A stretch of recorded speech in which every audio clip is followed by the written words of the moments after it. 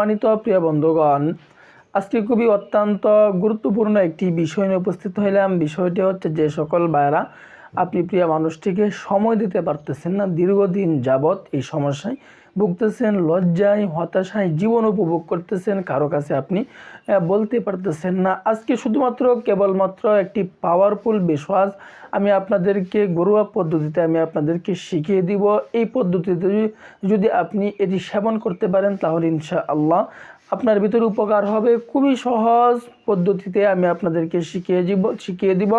শুধুমাত্র কেবলমাত্র 2টি উপাদান দিয়ে আজকের এই বেশওয়াশটি আপনি তৈরি করতে পারবেন। খুব সহজ পদ্ধতিতে ঘরোয়াভাবে আপনি নিজেই তৈরি করতে পারবেন। আমি যেভাবে বলে দিব, আমি যে নিয়মে আপনাকে বলে দিব, ওই নিয়মে আপনি যদি সেবন করতে পারেন তাহলে ইনশাআল্লাহ আপনি হবেন একদম বীরপুরুষ, আপনি হবেন একদম শক্তিশালী ইনশাআল্লাহ। তো দেরি না করে আমরা মূল আলোচনায় চলে যাই। আজকের বেশওয়াশটি তৈরি করতে হলে আমাদেরকে নিতে হবে পেঁয়াজ এবং দ্বিতীয় নম্বরে আমাদেরকে নিতে হবে মধু। পেঁয়াজ এবং মধু দিয়ে আজকের এই বেশওয়াশটি তৈরি করব। উপাদানগুলো খুবই সহজলভ্য। পেঁয়াজ আমাদের সকলের ঘরে থাকে। এই পেঁয়াজের উপকারিতা আমরা জানি না, না জানার কারণেই কিন্তু আজকে আমরা বসে আছি। তো আজকের পেঁয়াজের উপকারিতা এবং মধু সম্পর্কে আমরা এই দুটি একসাথে সেবন করলে আমার কি কি উপকার হবে ইনশাআল্লাহ এই বিষয় নিয়ে বিস্তারিত আলোচনা করব। তো আমরা পেঁয়াজ সংগ্রহ করে নেব। দেশি পেঁয়াজটা হলে আমাদের সবচাইতে বেশি ভালো। এই দেশি পেঁয়াজের মধ্যে অনেক পেঁয়াজের উপকারিতা বলতে গেলে যদি বলতে যাই ভিডিওটা অনেক লম্বা হয়ে যাবে।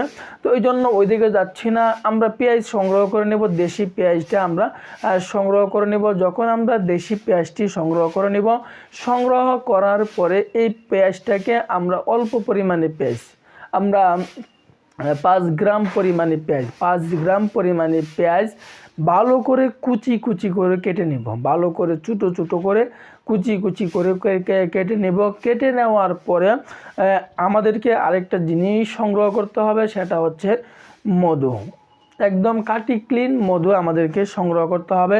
কাটি ক্লিন মধু যদি আমি সংগ্রহ করতে পারি, ভেজাল মধু হইতে সতর্ক থাকবেন। বাজারে অনেক ভেজাল মধুর লাভ হয়ে গেছে, এই জন্য ভেজাল মধু হইতে সতর্ক থাকবেন। খাঁটি ক্লিন মধুটা সংগ্রহ করবেন। তো 5 গ্রাম পরিমাণে পেঁয়াজ কুচি করে কেটে ওই মধুর মধ্যে ভিজিয়ে রাখবেন। কখন ভিজিয়ে রাখবেন? রাত্রে ঘুমানোর আগে এটিকে ভিজিয়ে রাখবেন। সকালবেলায় আপনাকে এগুলো সেবন করতে হবে। সেবন করার নিয়মটি আমি আপনাদেরকে বলে দিচ্ছি। তো সম্মানিত প্রিয় বন্ধুগণ, কীভাবে সেবন করব? সেবন করার নিয়মটি হচ্ছে, যখন আমি ওই পেঁয়াজটা মধুর মধ্যে তামাম রাত্র ভিজিয়ে রাখবো, সকালবেলায় এগুলোকে আমি সেবন করে ফেলব। এভাবে যদি আমি 15 থেকে 20 দিন পর্যন্ত এভাবে পেঁয়াজ যদি এভাবে সেবন করতে পারি তাহলে ইনশাআল্লাহ আপনার উপকার হবে এবং আপনি অন্য মানুষকেও এটি সেবন করার জন্য উৎসাহিত করবেন। দেরি না করে আজকে থেকে এটাই করা শুরু করে দেন। দেরি করবেন তো মিস করবেন।